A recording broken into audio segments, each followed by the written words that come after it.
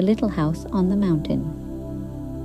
Her name is Mai, a woman who seemed quite ordinary in the bustling cities of America, busy with a family, a job, dreams, and unspoken worries in her heart. Since she was young, Mai had always carried an unnamed longing. Material comfort never quite filled the emptiness inside. Sometimes, even while sitting among her loved ones, she felt strangely alone. So she searched, through books, through travels, through silence, and eventually she found the Dharma, as if meeting a soulmate from many lifetimes past. For her, practicing Buddhism wasn't about leaving everything behind to enter a monastery. It was about returning to herself amidst the chaos of daily life. Every morning, she would meditate under the soft light of the rising sun, learning to recognize the racing thoughts in her mind: anger, blame, anxiety. Bit by bit, she named them, breathed with them, and gently smiled. Ah, here you are again, old thought. Mai had always dreamed of having a small house surrounded by nature, a place for spiritual practice, for peace, for growing flowers and fruits, for touching the earth and returning to her true self. Many thought she was idealistic, but she never gave up. She worked hard every day, cared for her family, raised her child, cooked meals, all in silence and gratitude. And one day, her dream came true. A small, cozy house on a northern California hillside appeared before her. It wasn't fancy, not luxurious, but it was filled with light, had land for planting, the sound of birds, and space for morning meditation. The day she first laid her hand on the wooden wall, tears streamed down her face.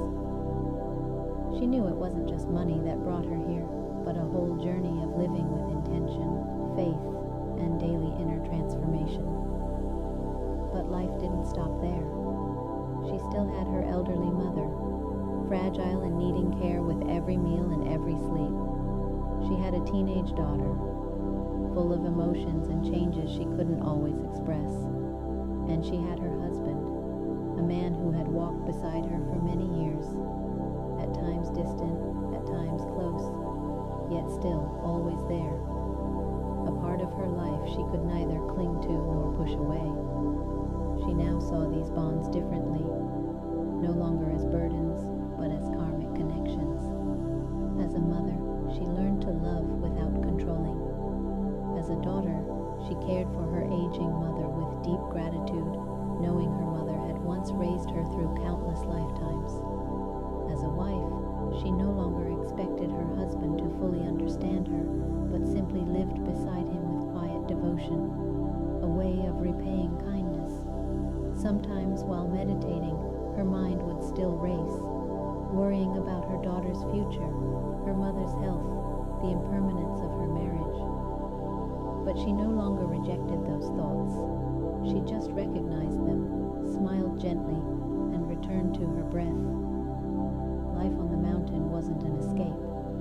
She still moved between the city and her hillside home. She still took her daughter to school, her mother to medical appointments, and worked remotely when needed. But now she lived differently. Whatever she did, she was truly present. Washing a dish, she smiled. Watching a flower bloom, she felt herself bloom too. Mai knew this life was a place to repay the debts of many lifetimes, debts of love, of kindness, of suffering and sorrow. And every day she prayed, "May I live gently, may I repay my debts with compassion, so that one day I may be free from the wheel of samsara." Her name is Mai. She still lives an ordinary life, but she is no longer the same woman she once was.